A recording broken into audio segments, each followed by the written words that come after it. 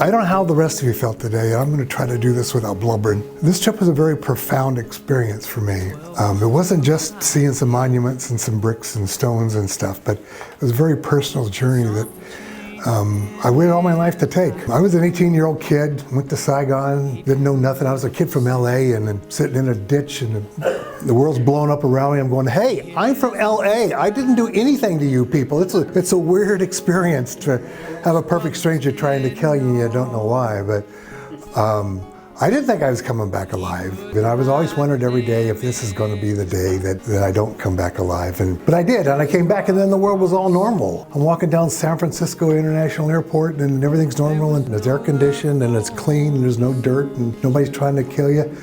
Side story, there was this Green Beret walking down the terminal there at San Francisco International, and he had the Green Beret and the shiny boots, and he was walking along, and this hippie guy walked up to him and said, hey man, how many babies did you eat in Vietnam, man? And the Green Beret said, no more than I could eat, and just kept on walking, you know? It was a little comedy relief when I needed it, but they didn't even, PTSD wasn't even invented until 1977, They had a guy in charge of the VA who lost 2 legs and an arm, and he says his idea was just to get over it. And we were just supposed to eat it and get over it. Like when somebody says, when's the last time you shot a kid? Get over it. And then one day they get discharged, they get sent to Treasure Island, you're normal now, and they put them out in the street. No, they're not. The only thing you know how to do is stick a gun in somebody's face, And so you wonder why so many ex-GIs are in federal prisons and stuff, because there was no deceleration, there was no adjustment, there was no readjustment.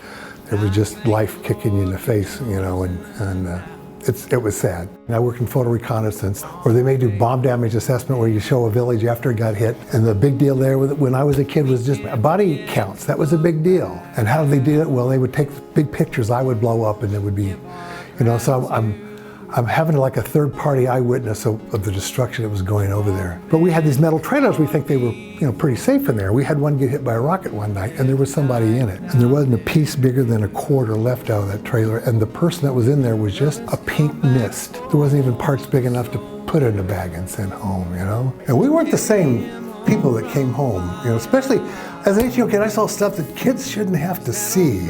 People getting maimed and blown up and death and having to accept your own mortality.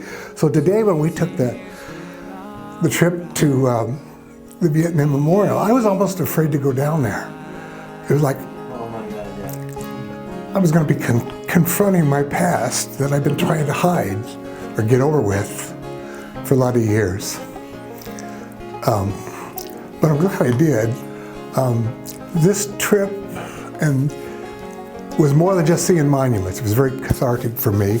Our guardians and the people that made all this happen, I had no idea that I'd be experiencing something like this. And I cannot thank you enough from the bottom of my heart. Thanks. God forgive us for the day we lost our sight and we turned our